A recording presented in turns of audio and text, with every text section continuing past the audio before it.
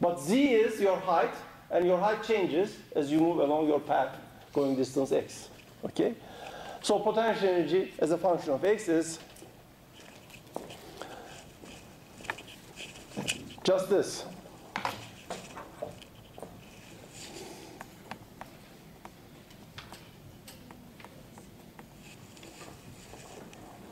Okay? Mg is a constant because that's just your weight.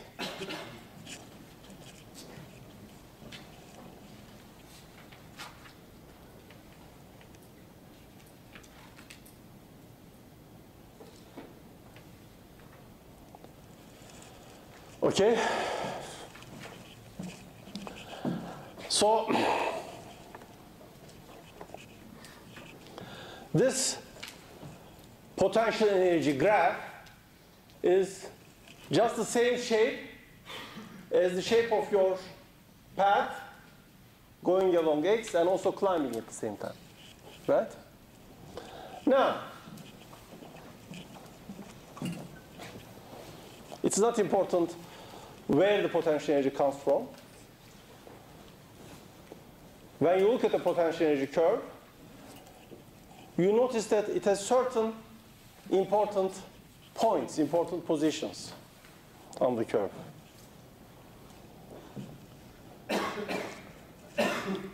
Where are the points on this path where you would take a rest? Let's put another way. Okay. Suppose you look at this graph and you ask, at which points, if I put something down, it will roll down the slope. Suppose you are carrying something with you, okay? And of course now this is frictionless. You are really doing a climb up on a icy slope, okay? And you take something out of your pocket and place it on the ground. In most positions here, what will happen? It will roll down, or it will slide down. Okay? Why? Because gravity is downward, but if the slope is this way, there is a component of gravity, of this force, pulling it down. Okay? And you can see that because the slope of the potential energy curve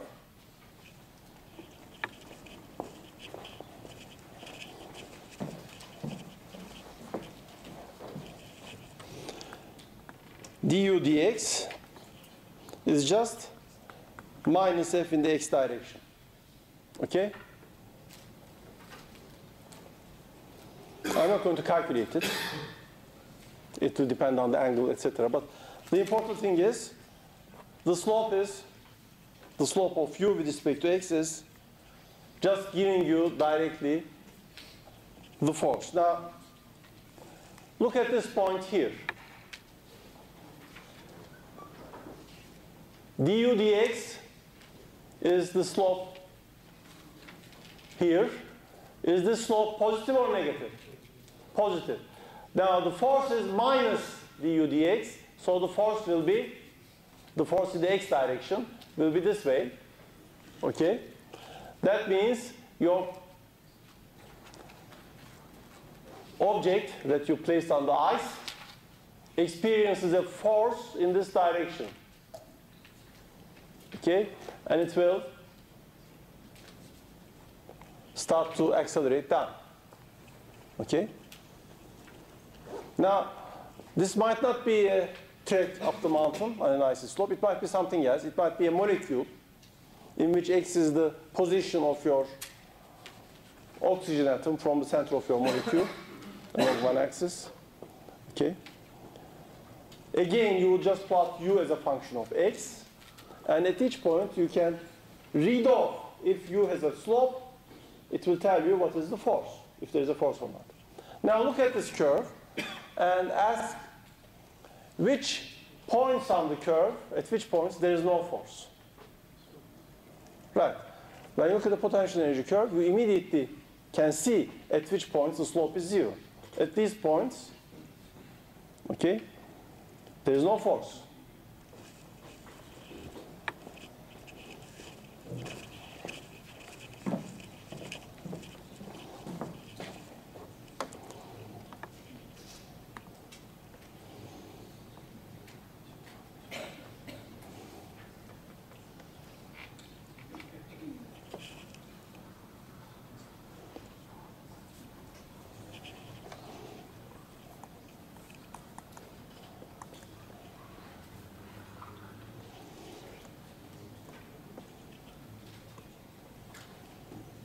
Such points are called equilibrium. Equilibrium in Turkish is denge.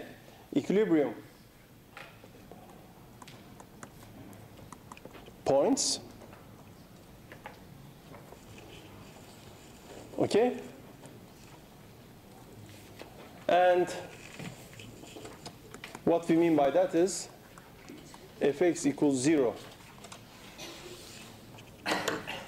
There is no force that will move you up or down the mountain.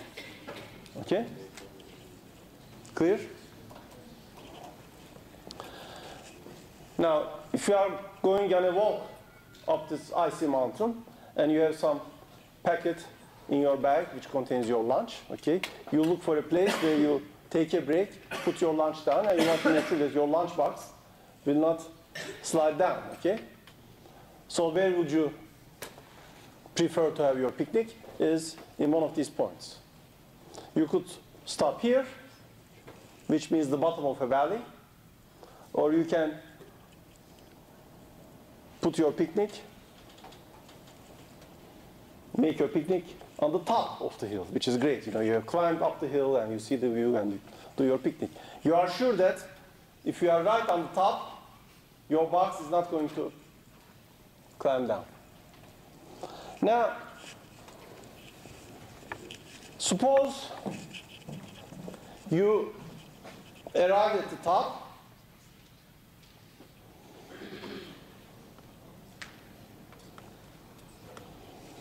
Here, you put your box, but you place it a little bit off the top of the mountain.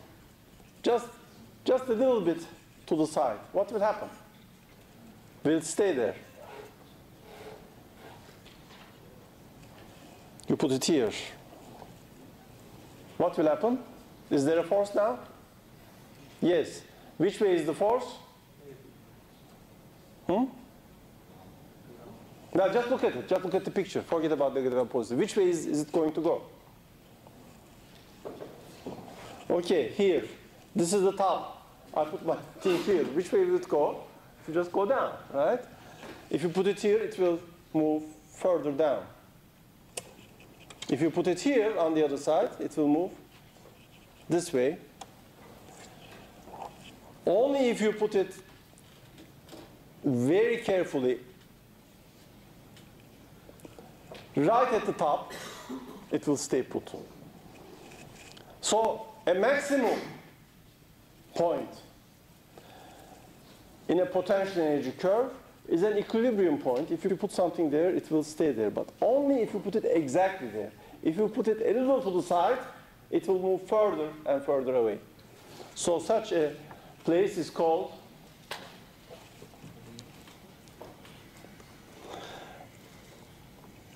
unstable, an unstable equilibrium. And now let's look at this point. Okay? If you put your object at the bottom of a valley, and if you are not careful and you put it a little bit to the side, again it will roll. But which way? Towards the equilibrium point. If you put it this way, so if you make a picnic table in the bottom of a valley, it's very icy, all your gear you scatter around, it will come back to you. Okay? So this is called a stable equilibrium point.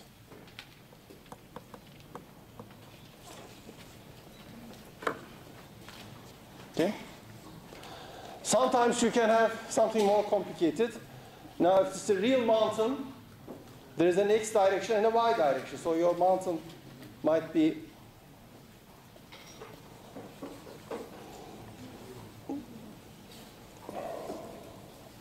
okay, let's say it's like that. So if you put it to this side, it will come back. If you put it this way, it will roll down. And that's called a saddle point, eğer noktası, because one way it's going down and the other way it's going up. Okay? But for the simple cases, in one dimension, you can only have stable or unstable equilibrium points. This is a great advantage of using potential energy. For example, if you are doing a very complicated problem about a protein molecule. So the energy of the protein molecule, the potential energy, takes account of all the forces that all the different carbon, nitrogen, hydrogen atoms are doing on each other. And depending on the distances between the different atoms and the angles between the different directions of the atoms, you have your energy that depends on many variables. So it's difficult to make a picture, but you can do it with a computer or whatever. So essentially you have what we call a potential energy landscape. Okay? It's not a real landscape like this example. It's just a potential energy as you change all the angles and bond lengths and so on in your chemical molecule, in your protein.